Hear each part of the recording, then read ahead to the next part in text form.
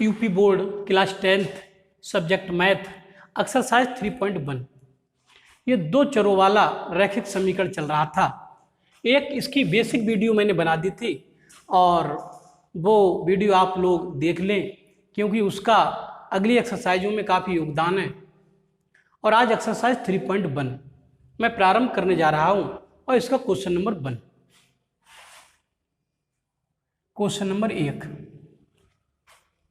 Number 1 में कहा है, सभी बच्चे वीडियो में बने रहें और वीडियो को प्रारंभ से लेकर लास्ट तक पूरा देखा करें, तभी आपको कुछ गणित विषय में हासिल होने वाला है। यदि आपने बीच में से वीडियो को देखा या अपने आगे पीछे बढ़ाकर देखा तो आप लोग बात को समझ नहीं पाओगे कि क्वेश्चन में क्या बताया गया है और हम क्या पढ़ना चाह रहे हैं। इसलिए वीडियो को शुरू से लेकर लास्ट तक पूरी देखना बहुत जरूरी है यदि आप गणित के अच्छे छात्र बनना चाहते हैं। तो क्वेश्चन में कहा गया है कि आफताब अपनी पुत्री से कहता है, 7 वर्ष पूर्व मैं तुमसे 7 गुनी आयु का था।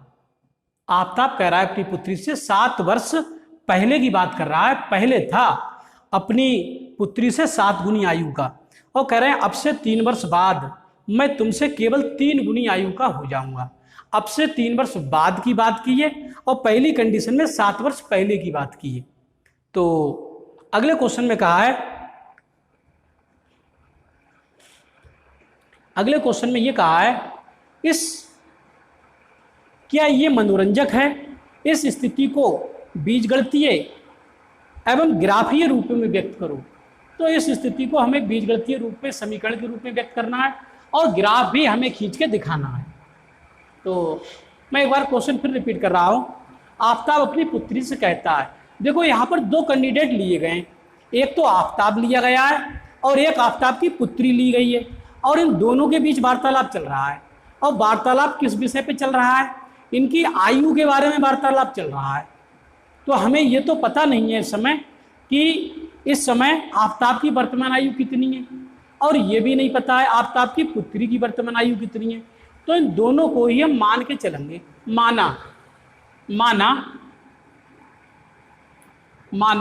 आफताब की वर्तमान आयु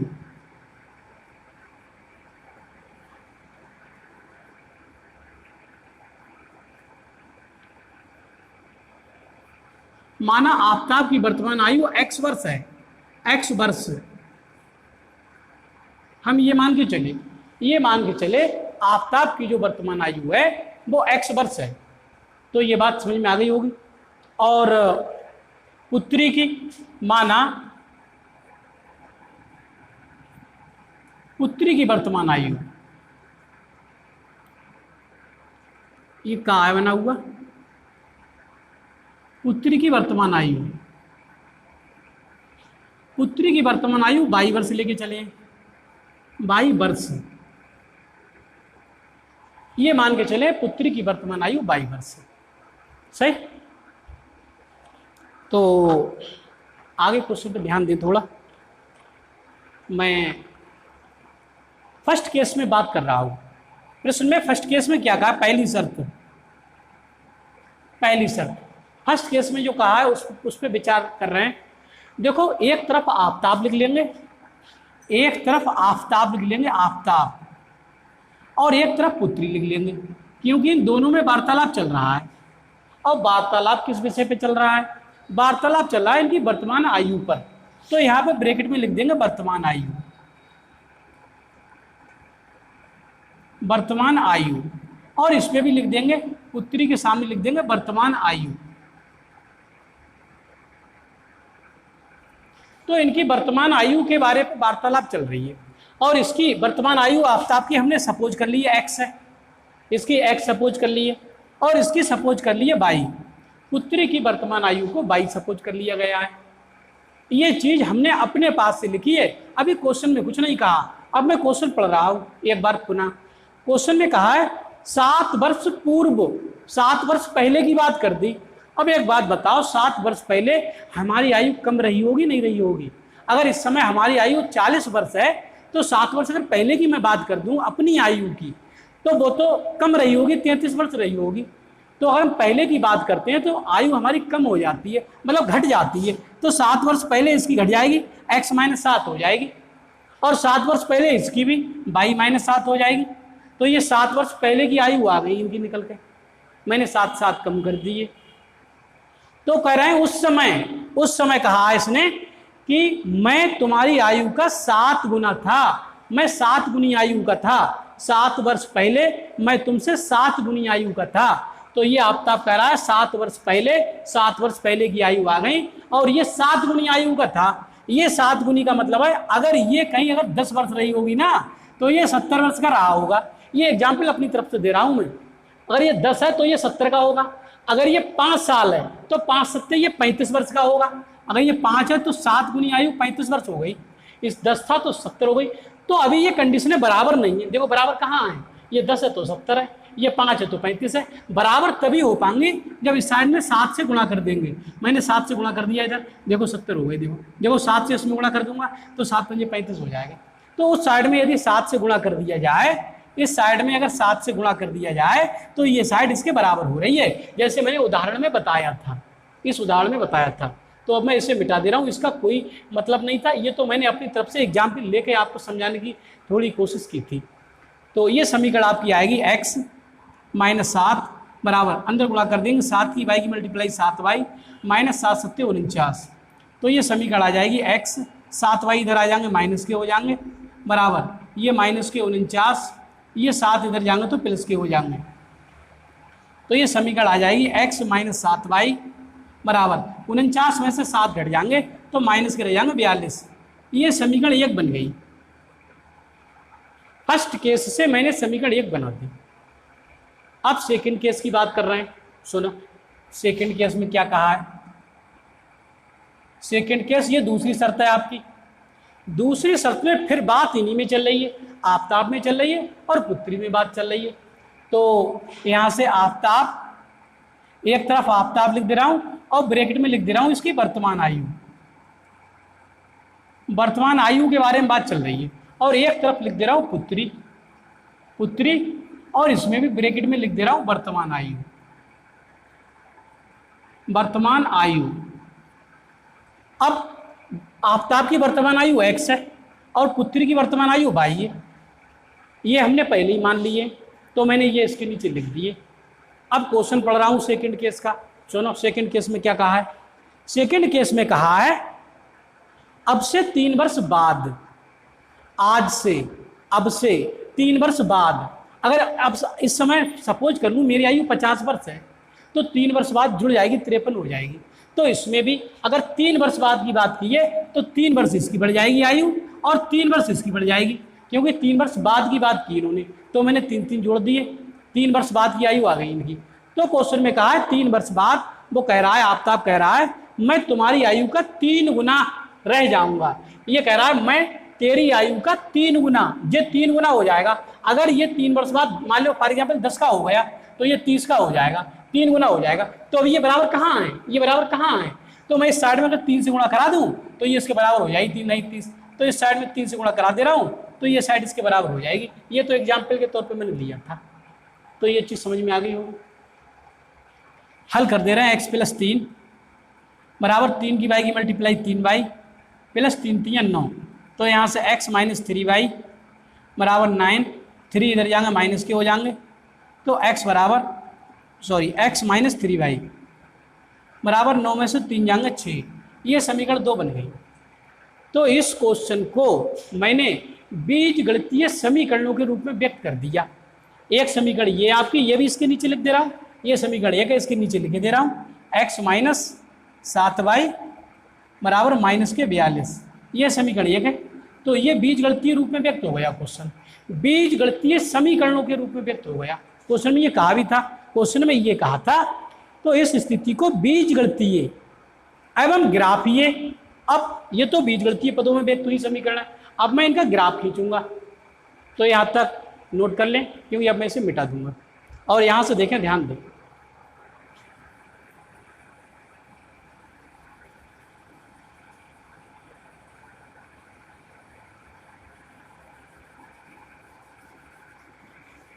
क्वेश्चन में शुरू से लास्ट तक बने रहें, और एक एक बिंदु को समझते रहें। मैं समझाने का पूरा प्रयास करूंगा और मैं समझता हूं जहां तक यहां तक तो आप लोगों की समझ में आ ही गया होगा।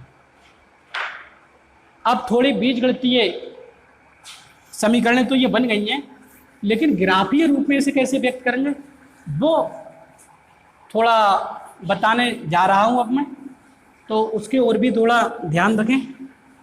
देखो, किसी भी समीकरण का ग्राफ खींचने के लिए पहले हमें बिंदु निकालने पड़ते हैं, तभी तो ग्राफ पेपर पर ले जाएंगे। तो ग्राफीय निरूपण के लिए पहले समीकरण 1 से देखो। समीकरण 1 की बात कर रहा हूं। समीकरण 1 से, ये समीकरण 1 है, ये है x माइनस 7y बराबर माइनस के 42।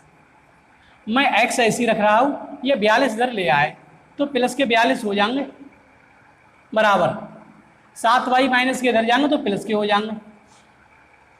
यहां से अगर y का मान निकालूं, y का मान, तो ये गुणा के साथ है, ये बटे में पहुंच जाएंगे। ये हो जाएंगे x प्लस 42 बटे नीचे 7 आ जाएंगे नीचे। तो समीकरण 1 से ये y का मान निकल गया। यहां से मैं निकालूंगा बिंदु कैसे निकालूंगा? बिंदुओं को निकालना भी मैंने आप लोगों के लिए बताया है। एक आयताकार सारणी बना लेते हैं और इसके छोटे छोटे खानों में से लिख लेते हैं। एक में x लिख लेंगे, एक में y लिख लेंगे। अब हम x के मान अपनी तरफ से रखेंगे, अपनी तरफ से, वो आपकी इच्छा है, चाहे कुछ भी रखो। तो x का मान मैं अगर 0 रख दूं, इसमें x का मान 0 रख दूं, यहां से देखो, अगर x का मान 0 यहाँ रख दूं तो केवल 42 में 0 जुड़ेगा तो 42 ही तो होंगे, और 42 बटे 7, 7 से कट जाएंगे, 7 छंग 42, तो y का मान 6 आएगा। y का मान 6 आएगा। जब x का मान 0 रखा जाएगा तो y का मान 6 आएगा। क्लियर? आगे ध्यान दें। अब मैं x का और मान रख रहा हूं, जैसे x का मान मैंने फॉर एग्जाम्पल 7 ही रख दिया। अब आप ये भी कहोगे सर जी आपने 7 क्यों रख दिया, हम तो 1 रखेंगे, क्यों ये कहोगे ना?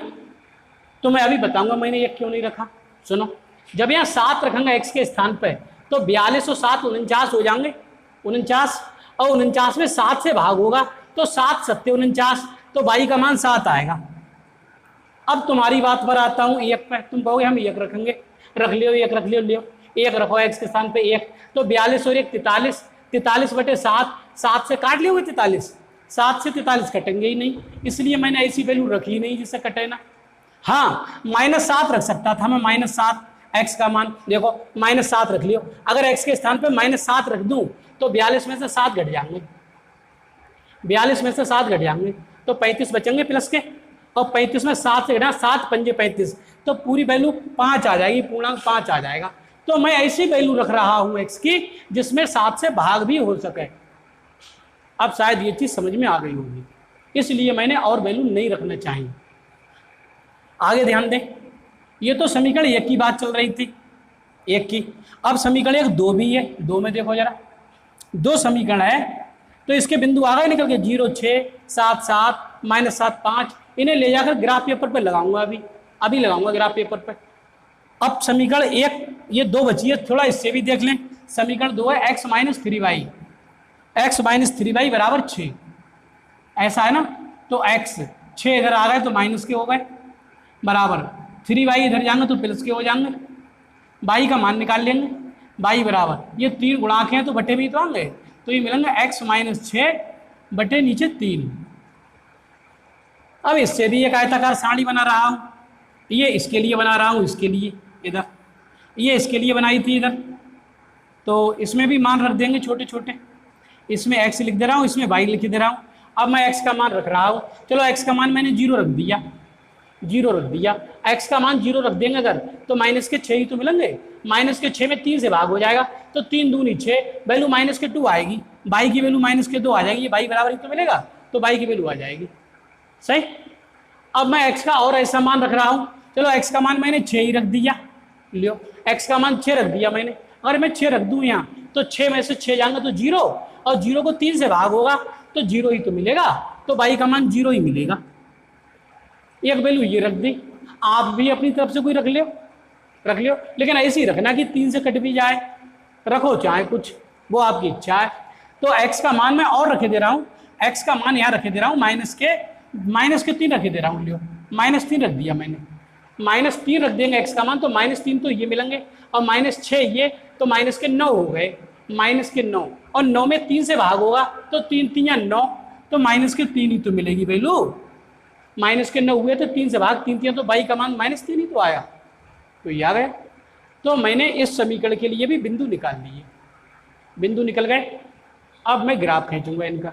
सुनो, ग्राफीय निरूपण देखें तो अब मैं इसे मिटा दे रहा हूँ, इसे मिटा दे रहा हूँ। अब मुझे ग्राफीय निरूपण करना है, तो इधर लिखे दे रहा हूँ, चलो ग्राफीय निरूपण, या इसे मिटा ही दे रहा हूँ।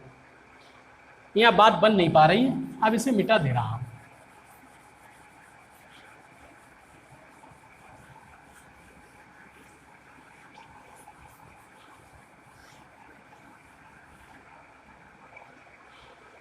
ध्यान दे, तो हेडिंग डालेंगे ग्राफीय निरूपण।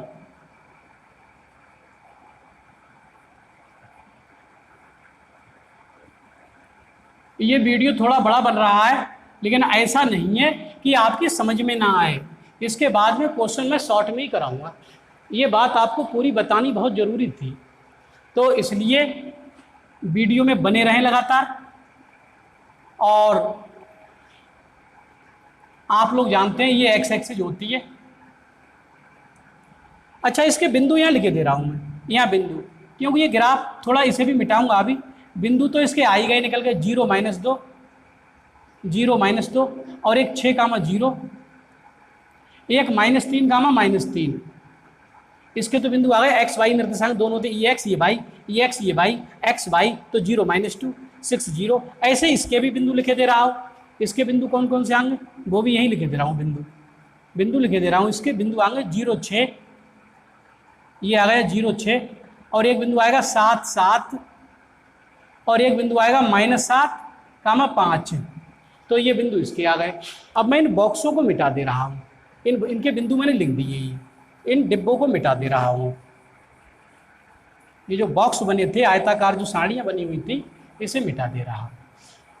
अब मैं इसे नीचे तक खींच पाऊंगा आराम से ग्राफ को, इसे थोड़ा नीचे बढ़ा दे रहा हूँ, इधर ऊपर और ये। तो ये एक्स एक्सिस धनात्मक होती है, ये मूल बिंदु है, ये वाई एक्सिस है।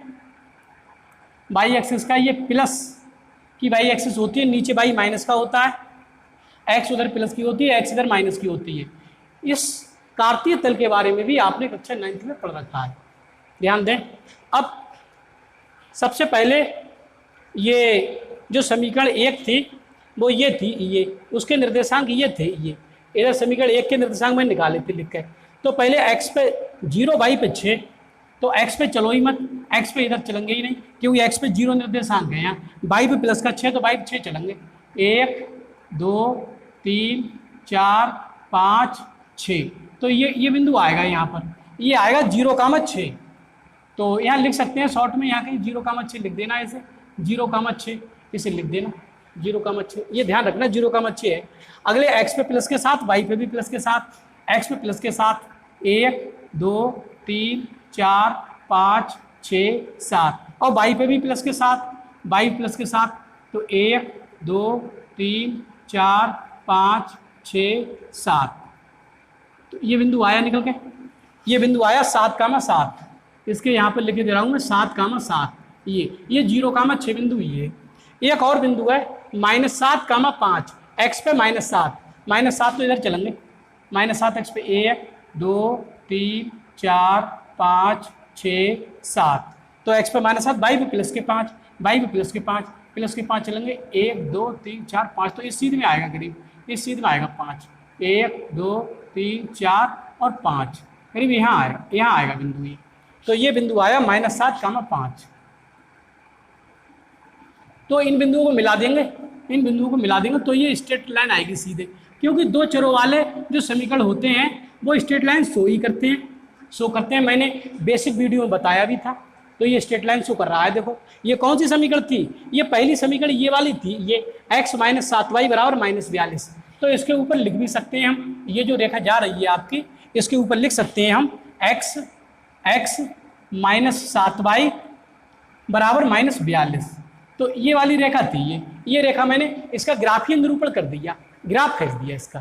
ठीक, अब एक समीकरण और बची है, ये वाली पहली वाली, दूसरी वाली के मैंने बिंदु ये निकाल के बताए थे अभी, तो इसे भी खींच दे रहे हैं। सुनो, x पे 0 चलेंगे, y पे -2, x पे 0 चलना ही नहीं है, ना इधर ना इधर, 0 तो 0 है, y पे चलना है -2, तो y नीचे माइनस की है तो नीचे चलेंगे 1 2, तो एक बिंदु तो ये आया, निकल गई ये बिंदु आएगा 0, -2 लिखे दे रहा हूँ यहाँ, 0, -2। इस वाले बिंदु की दशा इधर लिख दिया हटा के, थोड़ी ध्यान रखना। अगले 6, 0, x पे प्लस के 6, 1 2 3 4 5 6, और y पे 0 ना ऊपर चलेंगे ना नीचे, तो ये बिंदु यहीं आएगा, ये वाला, ये 0, 6 यहीं आएगा, तो इसके निर्देशांक 0, 6 लिख दे रहा हूँ, इस वाले बिंदु के निर्देशांक। अगला बिंदु है x पे -3, y पे -3, तो x पे -3 1 2 3, और y पे -3 चलोगे तो 1 2 3, यहाँ कहीं आएगा, यहाँ कहीं ये वाला बिंदु आएगा -3, -3, ये तो 0, -2 तो ये वाला था, चलो इसके नीचे ही लिखे दे रहा हूँ यहाँ पर, 0, -2 ये था, ये वाला, और ये बिंदु है -3, तो इसके नीचे लिखे दे रहा हूँ -3, तो ये तीनों बिंदु मिल गए। बिंदु तो हम और भी निकाल सकते थे, लेकिन कम से कम 3 बिंदु में ही काम चल जाता है। तो इससे भी देखो एक सीधी रेखा आ रही है, ये आ रही है स्ट्रेट लाइन, तीनों बिंदुओं को मिला देंगे, तीनों बिंदुओं को मिला दिया मैंने, तीनों बिंदुओं को मिला दिया। तो ये रेखा कौन सी थी, ये थी दूसरी वाली रेखा, ये वाली थी, इसके ऊपर लिख देंगे x -3y बराबर 6, तो ये दूसरी रेखा थी। तो इन दोनों रेखाओं का ये ग्राफीय निरूपण है, क्वेश्चन में ये भी पूछा था। एक तो बीजगणितीय समीकरणें पूछी थी, बीजगणितीय रूप में लिखो इस कथन के लिए, और फिर जो समीकरणें आई उनका ग्राफीय निरूपण करो, तो मैंने ये इसका ग्राफीय निरूपण कर दिया। अब ये क्वेश्चन चल के पूरा होगा, तो मैं समझता हूं ये क्वेश्चन समझ में आ जाना चाहिए। क्वेश्चन में पॉइंट बाई पॉइंट समझाया गया है, सारी चीज मैंने समझाई आपके लिए, और आप आराम से वीडियो को देखना और कॉपी साथ में लेके बैठना, और कॉपी पे भी नोट्स बनाते रहो, और क्वेश्चन को जब करो तो गणित को सामने रखो, गणित में क्वेश्चन पढ़ो एक बार क्या कहा है, क्वेश्चन जो मैंने पढ़ा था वही है, उसके अनुसार समीकरणें बनी, समीकरणों का ये बीजगणितीय रूप है, और फिर ये इसका ग्राफीय निरूपण है। वीडियो को लाइक करना ना भूलें, लाइक करें वीडियो को, चैनल को सब्सक्राइब कर लें, और वीडियो को यार दोस्तों में भी शेयर कर दें, जिससे ये निःशुल्क और मुफ्त सस्ती शिक्षा का लाभ प्रत्येक छात्र अथवा छात्रा को मिल सके।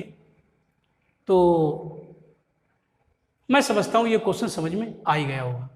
तो इस वीडियो में इतना ही, धन्यवाद।